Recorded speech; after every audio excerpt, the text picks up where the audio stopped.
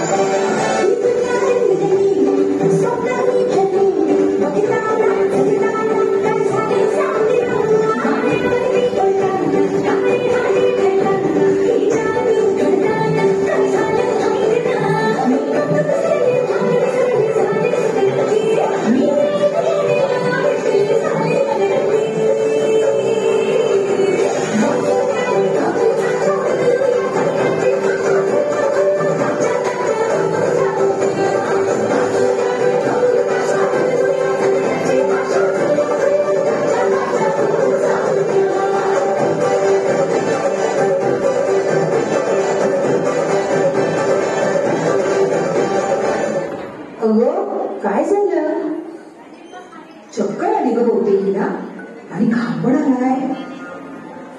थांबा ना जरा, मी बघते. काही नाही झालंय तुला, जस्ट रिलॅक्स. मला सांग, तुझी पाळी व्यवस्थित आहे ना?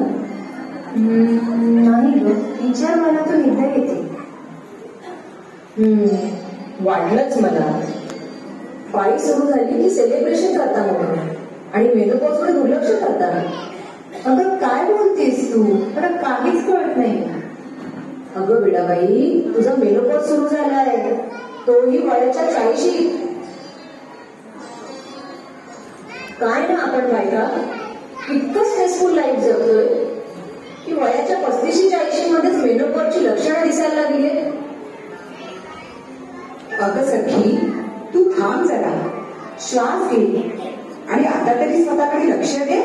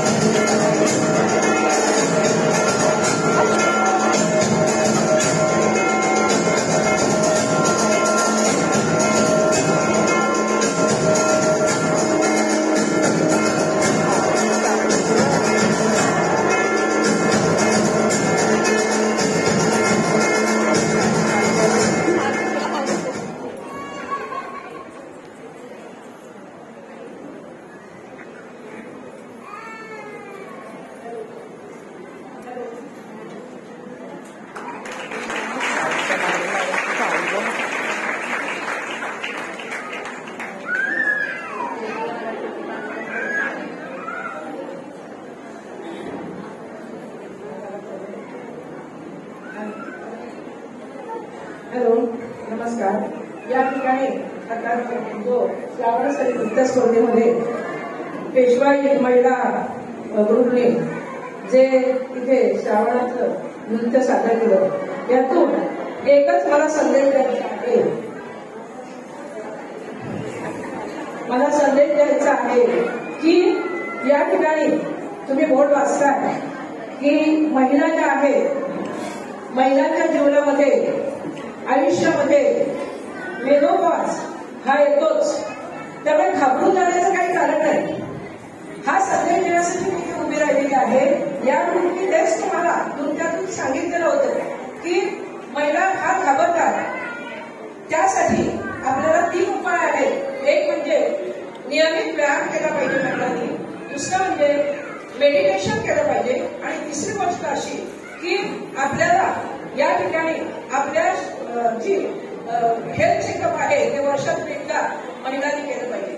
मी इथे जमलेल्या माझ्या सगळ्यांना माझी विनंती आहे, मी याच्या 3 गोष्टी सांगितलेल्या आहेत, त्या जर तुम्ही नियमित केल्या तर तुम्हाला मेनोपॉजसाठी घाबरण्याचं मुळीच कारण नाही.